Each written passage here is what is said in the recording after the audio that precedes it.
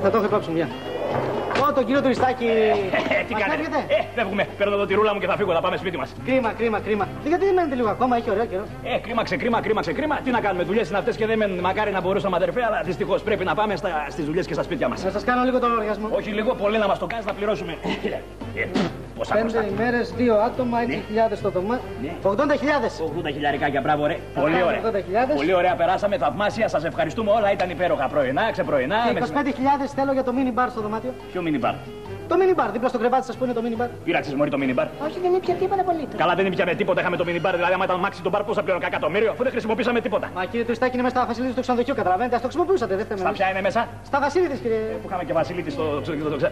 Τέλος πάντων. 5.000 και 40.000 στην πισίνα. Πόσο? 40.000 στην πισίνα. Μου ρίχνουν την πισίνα και κάνει καμιά στραβιά, σπάσα πλακάκια. Δεν ξέρω μπάνιο, πρέπει να μου δείξει. Ούτε εγώ κανένα μπάνιο, ρε. Γιατί δεν θα πληρώσουμε 40 χιλιάρικα? Ναι, η πισίνα ήταν μπροστά στο δωμάτιό σας, κύριε. Άμα θέλατε να τη χρησιμοποιούσατε, δεν φταίμε εμείς τη δουλειά μας κάνουμε. Πάλι αυτός ο Φασίλητης, πώς τον είπες? Ήταν μέσα στα Βασιλίδη. Το Παναγιά με το Φασίλητης να πούμε. Είχαμε και τρίτο στο δωμάτιο και δεν το ξέραμε.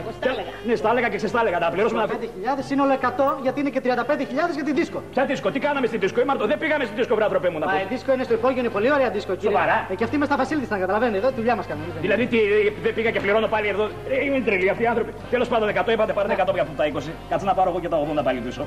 Εδώ. Τα 80 γιατί τα παίρνετε, κύριε. Μου τα χρωστάς για το, τι γιατί. Μα από τι, κύριε Τουριστάκη? Γιατί πήγες με τη γυναίκα μου ένα βράδυ και πέρασες. Εγώ, κύριε Τουριστάκη. Κοίτα, αγόρι μου. Την άγγιξα τη γυναίκα σας. Άντε την άγγιξε, εδώ δίπλα μου την είχα, άμα τη γούσταρε, σας την πηδούσες κιόλας, σας τη χτυπάτε, πάμε. Αυτές και ξενοδοχεία.